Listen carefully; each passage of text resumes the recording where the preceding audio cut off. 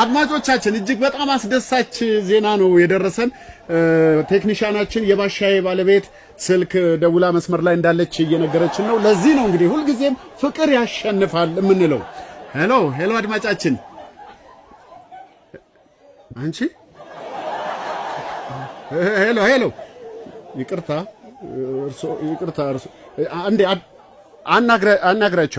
አናግራቸው ባሻዬ ሃሎ የኔ ፍቅር የኔ ፍቅር ሄሎ ባሻውዬ የኔ ጌታ የኔ ፍቅር ባሻውዬ የኔ ጀግና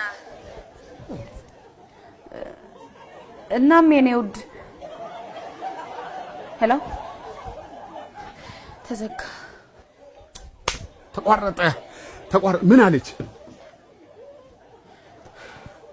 ሙሉ ቀን ከስልኬ ላይ ፍራንክ አትውሰድብኝ አላልኩ? እኔ ዛሬ አልወሰድኩም ትላንት ነው። ወደ ቤት ተመለስ ምናምን ነው የምትለው። ዋው ታዲያ አይደል እንደምፈልገው ዋናው መልእክት ተላልፏል። እቺ የኔ ሚስት ቤዛ አይደለችም። ምን ማለት ነው ባሻ? ትቀልድብኛለህ እንዴ? ህፃን ልጅ አደረገ። ደወለች አንሱ ደወለች።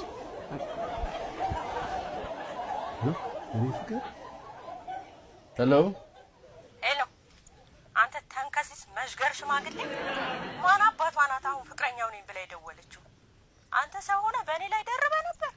አንተ ሰው ሆነ በእኔ ላይ ተናገር እንጂ ምን ይዘጋሃል? ኧረ እኔ አላቃትም።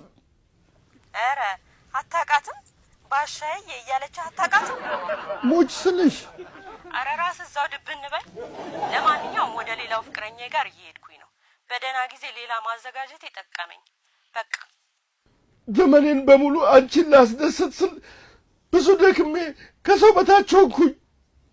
በዚህ ጅል ምክር የተነሳ ጥለሽኝ የምትሄጂ ከሆነ እዚሁ ደፋውና ራሴን እጠፋለሁ። ተመለሺ እህቴ ተመለሺ። ነይ ወይ ቤዛ ሀብተወልድ ተጎዳቻ።